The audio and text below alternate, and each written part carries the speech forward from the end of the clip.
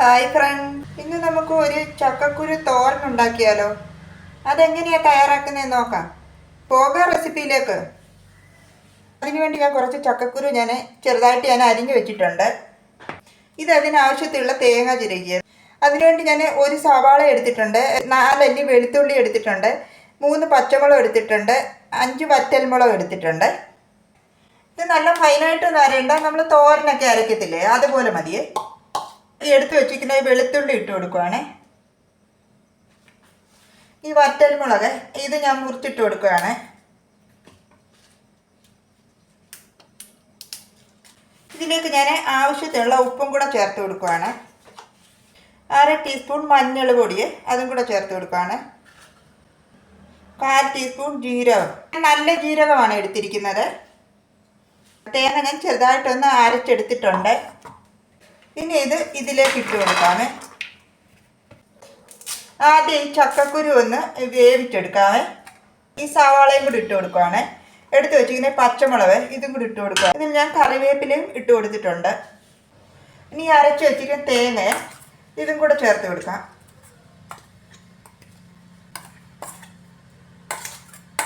Jar കഴിഞ്ഞ് ഞാൻ കുറച്ച് വെള്ളം കൂടെ ചേർത്ത് കൊടുക്കുകയാണ്. ചക്കക്കുരു അല്ലേ, അത് നല്ല വേവുണ്ട്.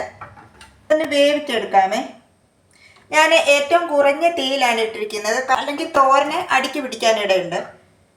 ഇടയ്ക്ക് ഇതൊന്ന് തുറന്ന് നോക്കിയൊന്ന് ഇളക്കി കൊടുക്കാമേ.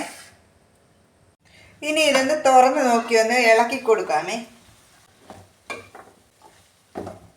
ഇത് വെന്തിട്ടില്ല, ഒന്നുകൂടി ഇന്ന് അടച്ചു വെച്ച് കൊടുക്കുകയാണ്. എല്ലാം വെന്തിട്ടുണ്ട്. ഇനി ഇതിനാവശ്യത്തിലുള്ള കടുക് പൊട്ടി ചേർക്കാമേ.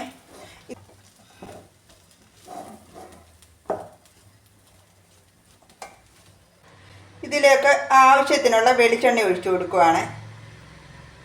ഇനി കടുക് ഇട്ട് കൊടുക്കാമേ.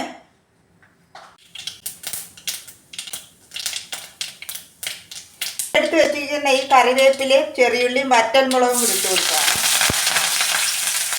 ഇത് നന്നായിട്ടൊന്ന് മൂപ്പിച്ചെടുക്കാമേ. ഇത് നന്നായിട്ട് മൂത്ത് വന്നിട്ടുണ്ട്. ഇനി ഞാൻ ഇതിൻ്റെ ഫ്ലെയിം ഓഫ് ചെയ്യുകയാണ്. ഇത് ഇതിലേക്ക് ചേർത്ത് കൊടുക്കുകയാണ്.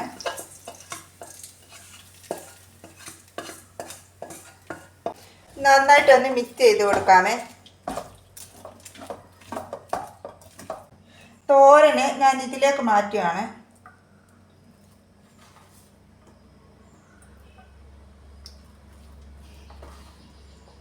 ഇവിടെ ചക്കക്കുരു തോരൻ ഇവിടെ റെഡി ആയിട്ടുണ്ട്. നല്ല ടേസ്റ്റാണ് ഇത് നമ്മൾ ചക്കക്കുരു മെഴുക്കുവരട്ടി ഉണ്ടാക്കത്തില്ലേ, അതിനേക്കാൾ നല്ല ടേസ്റ്റാണ്. നിങ്ങളിത് ഒരു പ്രാവശ്യമെങ്കിലും ഒന്ന് ട്രൈ ചെയ്ത് നോക്കണേ. ട്രൈ ചെയ്ത് നോക്കിയിട്ട് ഫീഡ്ബാക്ക് അറിയിക്കാൻ മറക്കരുത്. എൻ്റെ വീഡിയോ ഇഷ്ടമായ പ്ലീസ് സബ്സ്ക്രൈബ് മൈ ചാനൽ. അടുത്ത വീഡിയോയിലൂടെ നമുക്ക് വീണ്ടും കാണാം. താങ്ക്